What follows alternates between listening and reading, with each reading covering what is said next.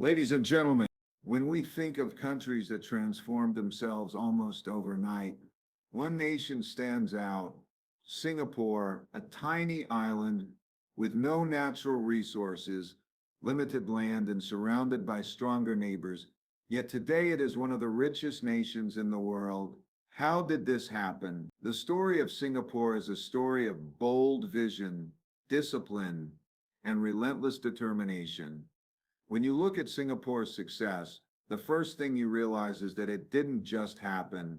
It wasn't luck, and it wasn't a miracle. It was the product of decisions, very deliberate ones, made by people who understood that without vision and discipline, they had no chance of survival. To put it into perspective, in the 1960s, Singapore was a swampy little island, recently independent, with no natural resources, barely any land for agriculture, and surrounded by neighbors that were far larger, far richer, and not particularly interested in helping it succeed. If you were to look at the odds, most people would have bet that Singapore would struggle, maybe even collapse, but that's exactly what makes the story so extraordinary. They had every reason to fail, yet they didn't. Why? Because they had leadership that understood something fundamental. The only way forward was to think long term, make decisions based on principles, and execute them with relentless discipline. Now, think about what that really means. Most governments, most leaders get caught up in the short term. They want quick wins because quick wins are popular. But Singapore's leaders understood that quick wins can often lead to long-term losses. They thought in decades, not in days. They asked, what will this country look like 20, 30, even 50 years from now? And then they worked backwards. That is incredibly rare. Very few countries are run this way. Most of the time, politics gets in the way. People make promises they can't keep, or they choose easy paths because they want applause today rather than results tomorrow. But in Singapore, the mindset was completely different. They weren't looking for applause. They were looking for survival. And when survival is your goal, you can't afford to play games. You need clarity, you need consistency, and you need the courage to make tough decisions even when they are unpopular. One of the first decisions Singapore made was to focus on the basics, things that might sound boring but are absolutely essential if you want to build a nation: law, order, and trust.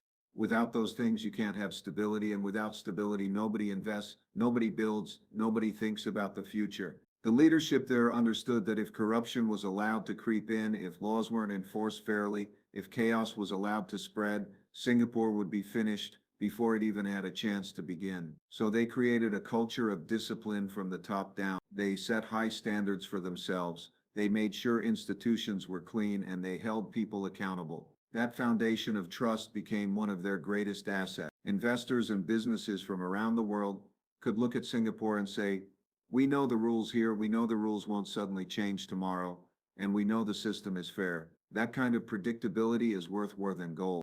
But discipline and law alone wouldn't have been enough. The real genius was in combining discipline with vision.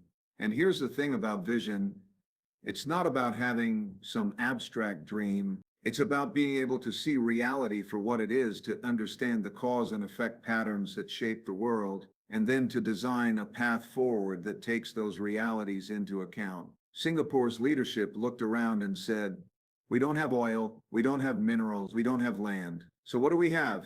And the answer was location and people. That's it. That was the hand they were dealt. But instead of complaining about what they lacked, they doubled down on what they had. They saw that Singapore was sitting at one of the busiest shipping crossroads in the world. That was geography, and geography doesn't change. So they built a strategy around it: become a global hub, make the port world-class, make the country efficient, make it the place where businesses wanted to set up shop because it was safe, efficient, and stable. That's vision. It's the ability to take reality, even if it looks like a limitation, and turn it into an advantage. Another part of that vision was long-term investment in people. And this is where leadership really shows. It's easy to cut corners. It's easy to say, we'll deal with education later, or we'll worry about training workers in the future. But Singapore's leadership understood that people were their only natural resource, and resources don't develop by accident. You have to invest in them. So they built one of the most rigorous education systems in the world. They instilled discipline, they pushed for excellence, and they created pathways for their citizens to learn skills that would actually matter in a global economy. That is long-term thinking at its finest, because education doesn't pay off tomorrow. It doesn't pay off in 1 year, but in 30 years, that's when you start to see the compounding effect. And today you can see it clearly. Singapore consistently ranks at the top in education and human capital. When you step back, what you see is a pattern. Identify reality as it is, accept it without illusions, design a path forward based on principles, and then execute with discipline. That's exactly how Singapore's leadership approached nation building. And the beauty of it is that these principles aren't limited to nations. They apply to businesses, they apply to personal success, they apply to life. If you only chase the short term, you'll always be fragile. But if you think long term, build on a foundation of discipline, and stay consistent, you become resilient. You create the conditions for compounding success. Now, of course, leadership isn't perfect. Mistakes get made, but what's different about Singapore is the willingness to course correct quickly. When something wasn't working, they didn't cling to ideology or pride. They adjusted, they learned, they treated the world like a feedback loop. Action leads to result, result leads to reflection, reflection leads to improvement. That's how you evolve. And evolution in any system, whether it's a country or an individual, is the key to survival. So when you ask, how did Singapore get so crazy rich? The first part of the answer is right here. It's leadership that thought long term, that planned decades ahead, that made decisions based not on politics, but on principles. And in a world where so many leaders chase headlines instead of results, that is a rare and powerful lesson. The truth is, Singapore shows us that even the smallest nation can rise to extraordinary heights if it has leaders who see reality clearly, set a vision boldly, and have the courage and discipline to stick to the plan. That's not just the story of Singapore, that's a universal truth about success. When you study how Singapore became one of the richest countries in the world, you can't ignore geography. On the surface, Singapore had almost nothing to offer: no oil, no gas, no farmland, no vast territory. But what it did have was location. It was sitting right at the crossroads of some of the busiest sea lanes in the world, positioned between the Indian Ocean and the South China Sea, at the gateway between East and West. Geography itself doesn't make you rich. Many countries have great locations and remain poor. What matters is whether leadership can recognize the strategic advantage and build systems that turn that advantage into wealth. That's exactly what Singapore did. They took the simple fact of their location and leveraged it to create one of the most important trade hubs on the planet. The logic was very clear. Trade is about connection. Whoever controls the flow of goods controls influence, opportunity, and money. The leaders of Singapore understood this early on. If they could make their tiny island indispensable to the global economy, they would guarantee survival and prosperity.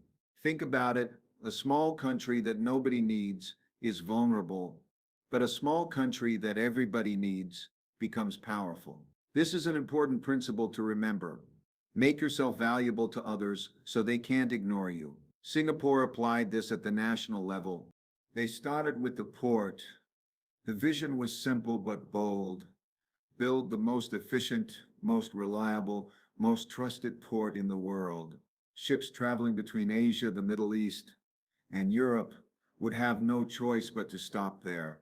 But it wasn't enough to just have ships stop. They had to create an environment where trade flowed smoothly, where there were no delays, no corruption, and no unnecessary obstacles. That's where their discipline and systems came in. The port wasn't run like a typical government bureaucracy. It was run with the efficiency of a world-class business. Processes were streamlined. Technology was adopted early. Workers were trained to meet global standards. And most importantly, rules were clear and enforced fairly. That made a huge difference. In many ports around the world at that time, bribes and inefficiencies were the norm. Singapore broke that pattern by building a reputation for reliability. Shippers knew that if you went through Singapore, your goods would be handled quickly and cleanly. That reputation became a magnet. But they didn't stop at shipping. They understood that trade is more than just moving containers from one place to another. Trade is also about finance, services, and connectivity. So Singapore expanded from being just a port into being a full-service global hub. They developed financial services to support international trade.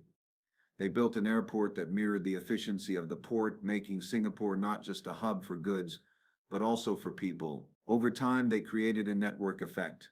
Because so many businesses and services were already operating there, more companies wanted to set up operations too. Success compounded on itself. This is another important principle.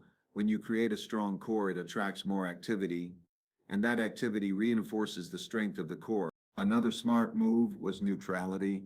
Singapore positioned itself as a safe, reliable place to do business regardless of global politics. They didn't take sides recklessly.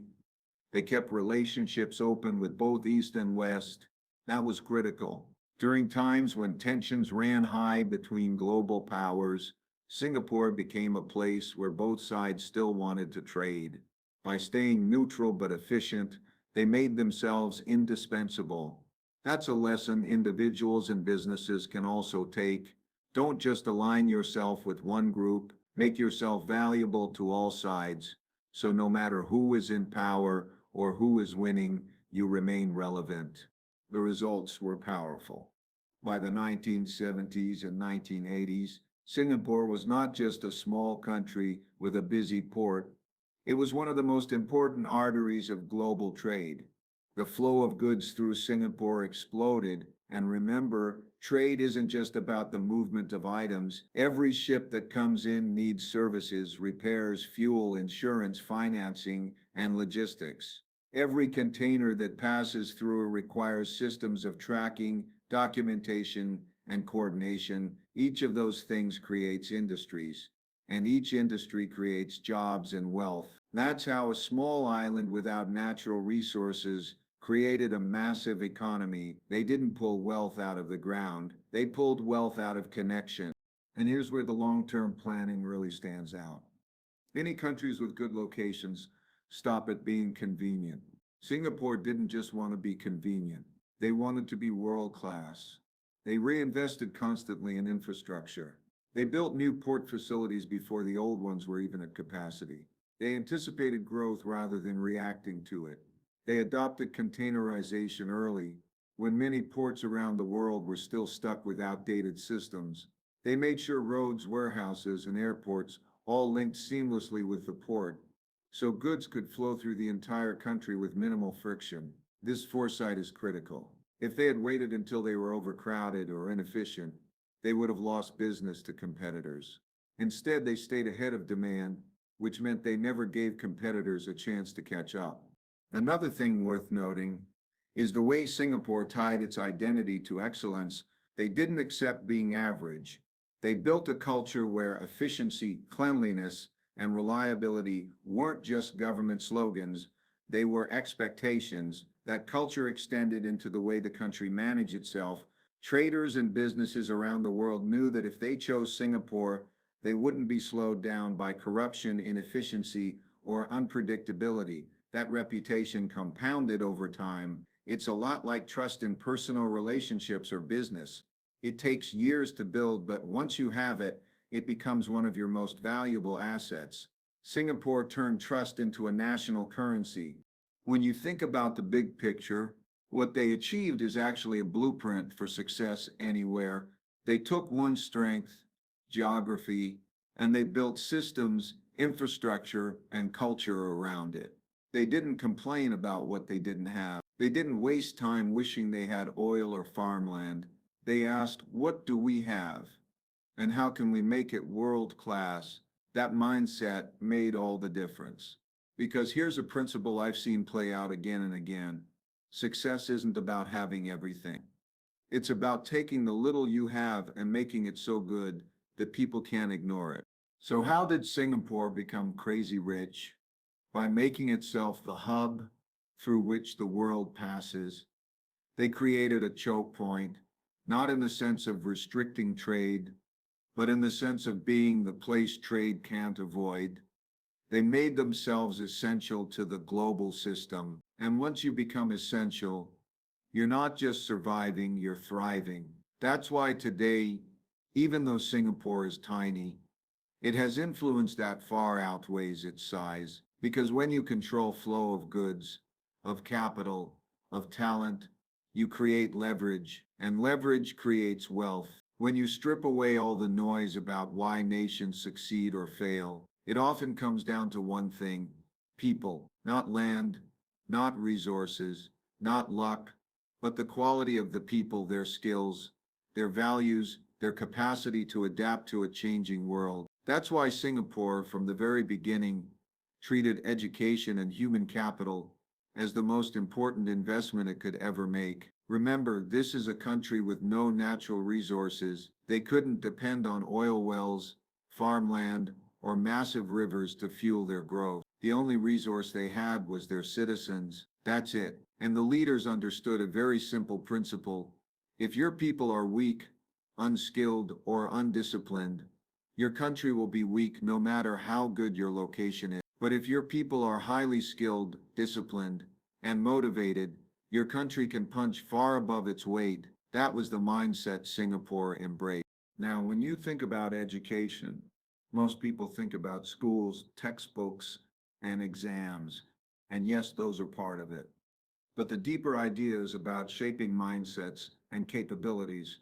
It's about teaching people how to think, how to adapt, and how to solve problems. Singapore understood this early on. They didn't just build an education system for the sake of literacy. They built it as a strategic tool for survival. The goal was clear: turn citizens into the most valuable asset in the global economy. That's why their education system was designed around meritocracy, rigor, and alignment with global needs. Meritocracy is a critical principle here. Many societies fall into the trap of rewarding privilege, connections, or politics instead of performance. But Singapore knew it couldn't afford that. If only a small elite was educated while the rest were left behind, the country would collapse under inequality and wasted potential. Instead, they pushed for a system where anyone who worked hard and performed well could rise. That created an environment where talent was recognized and rewarded, regardless of background. It gave citizens a sense of ownership and responsibility, the belief that their future wasn't predetermined but could be shaped by effort and discipline. That belief, repeated across generations, compounds into national resilience. The rigor of the system was another key feature.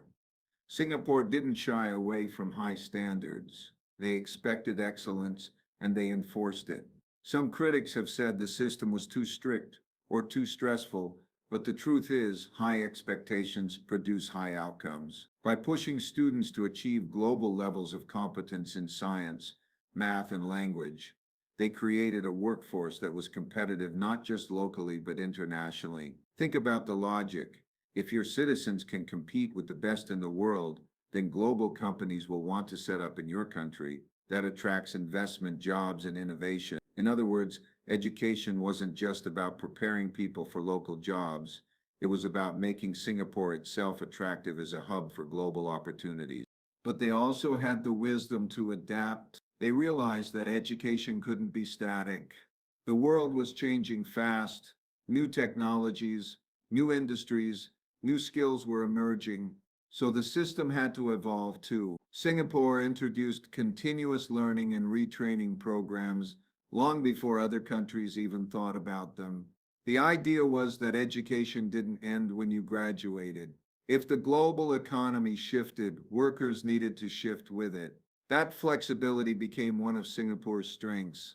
It's why even as industries rose and fell, from shipping to electronics to biotechnology, the workforce could transition instead of being left behind. The principle here is clear. The ability to adapt is more valuable than the ability to memorize. Singapore built adaptability into the DNA of its people. Another point worth noting is the link between education and culture. Singapore didn't just teach math and science, It taught discipline, respect, and responsibility.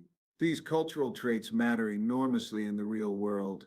A country full of highly skilled but undisciplined people doesn't succeed. But a country where people are both capable and disciplined creates reliability, trust, and productivity. Employers around the world know that Singaporeans are not only well trained, but also reliable. That brand, the brand of a disciplined, educated workforce, is something that attracts capital, investment, and partnerships. It's a soft power that translates into hard wealth. And let's not forget the global perspective. Singapore understood that its workforce had to be plugged into the global economy. That meant English became a working language alongside mother tongues like Mandarin, Malay, and Tamil. That decision was critical. By making English the bridge, they connected their people directly to international trade, finance, and science. It gave them access to global knowledge and made them immediately useful to multinational companies. It's a principle of leverage. If you can speak the language of the global economy, you increase your value instantly. Singapore engineered that leverage into its citizens. The payoff of these investments has been massive. Think about how companies make decisions about where to operate. They ask, do we have access to skilled workers? Do we trust the talent pool here? In Singapore, the answer has consistently been yes. That's why global giants in technology, finance, and biotech have set up major operations there. And once those companies come in, they don't just bring jobs. They bring new skills, new training, new exposure for the local workforce. That creates a feedback loop. Education produces talent. Talent attracts companies. Companies provide opportunities, and opportunities push education even higher. That cycle has been running for decades in Singapore, and the compounding effect is visible in its GDP per capita, which ranks among the highest in the world.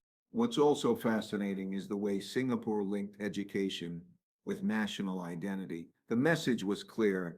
Being educated and disciplined wasn't just about personal success. It was about collective survival. Every citizen had a role to play in making the country succeed. That sense of responsibility made people take education seriously, not just as a path to a job, but as a duty to the nation. That's powerful, because when individuals align their personal growth with national growth, you get extraordinary results. So the big takeaway here is that Singapore treated its people as its greatest investment. Instead of wishing for resources it didn't have, it turned its citizens into resources. It created systems where talent was discovered, nurtured, and deployed effectively. It instilled discipline and adaptability. It aligned education with the needs of the global economy, and it built a culture where learning never stops. That's how a small country with nothing became a global powerhouse. The principle is universal. Whether you're talking about a country, a company, or an individual, the same truth applies. Invest in yourself, in your skills, in your ability to adapt, because everything else can be taken away: money, resources, even position. But if you have the capability, the knowledge, and the adaptability, you'll find ways to create value wherever you are. That's exactly what Singapore did, and it's one of the main reasons it went from being a vulnerable island to one of the richest nations on earth. If you really want to understand why Singapore didn't just get rich, but stayed rich, the answer lies in its ability to embrace innovation and globalization faster than most other countries. Many nations rise for a period of time and then stagnate. They reach a certain level of prosperity and then become complacent. They protect old industries, cling to outdated ways of doing things, and resist change because change feels risky. But the reality is, resisting change is far riskier. The world doesn't stand still. Technology evolves, industries transform, global flows shift. If you don't evolve with them, you fall behind. Singapore understood this truth early on. Survival depends on staying ahead of change, not behind it. That's why innovation and globalization became cornerstones of its long-term success. Let's break it down. Innovation, at its core, is about constantly finding better ways to do things.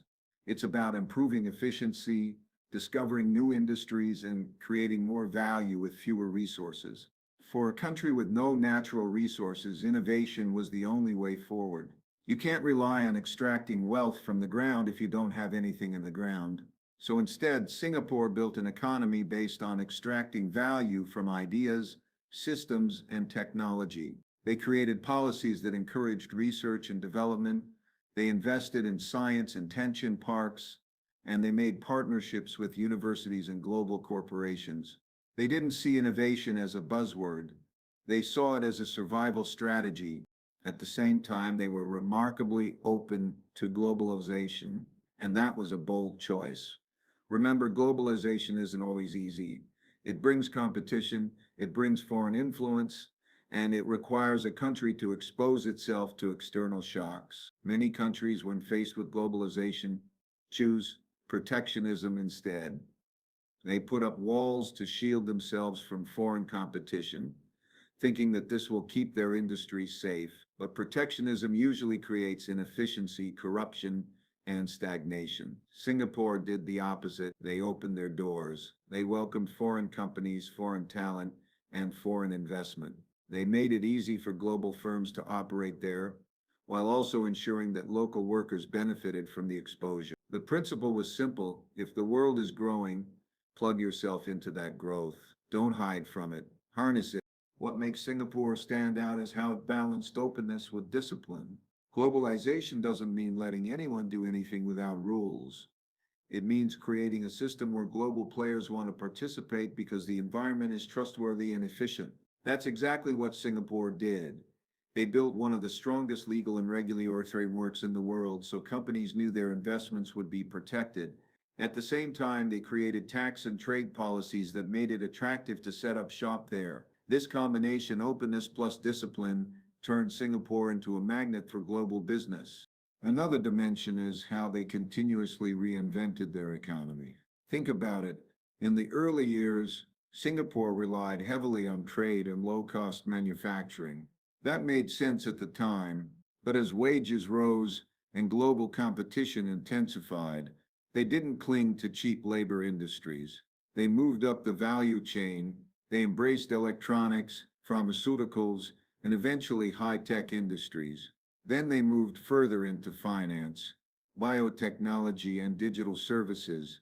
Every time the global economy shifted, Singapore asked, what's next? Where is the world going?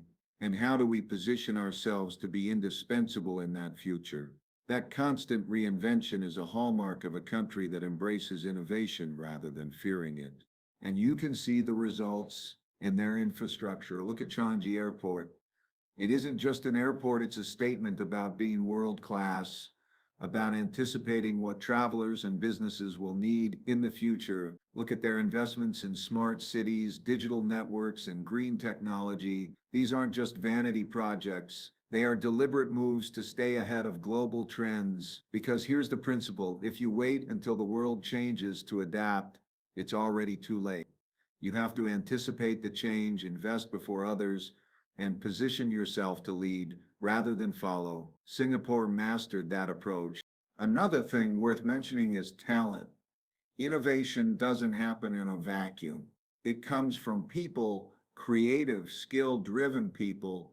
Singapore made itself a magnet for global talent by creating a safe, efficient, and opportunity-rich environment. Scientists, entrepreneurs, and business leaders from all over the world found Singapore attractive, not just because of money, but because of stability and quality of life. At the same time, Singapore continued to develop its own citizens through education and training, so the local workforce could thrive alongside foreign talent. That mix of local strength and global input created a dynamic ecosystem where ideas could flourish. Now let's connect this back to globalization. Being open to the world gave Singapore access to the latest technologies, practices, and investments, but they didn't just import ideas passively.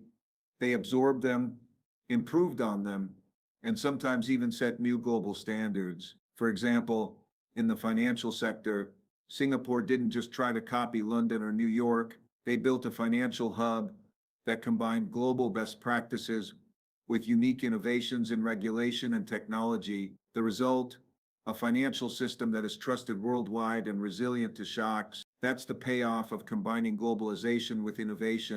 It's also important to note how Singapore avoided the trap of short term comfort.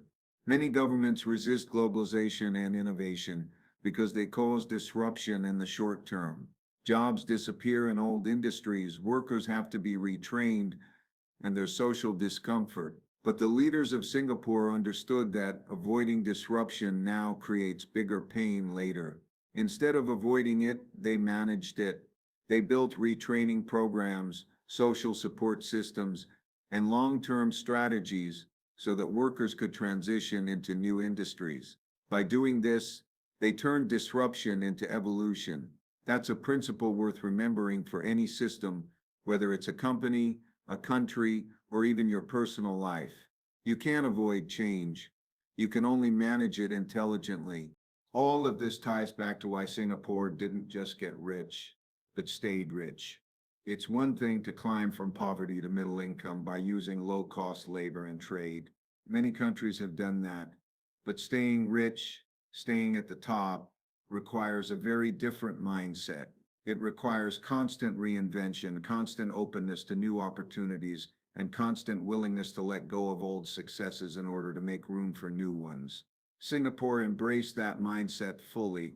That's why decades after its initial rise, it continues to rank among the most competitive and innovative economies in the world. So the lesson here is straightforward but profound. Embrace innovation and globalization because the alternative is decline.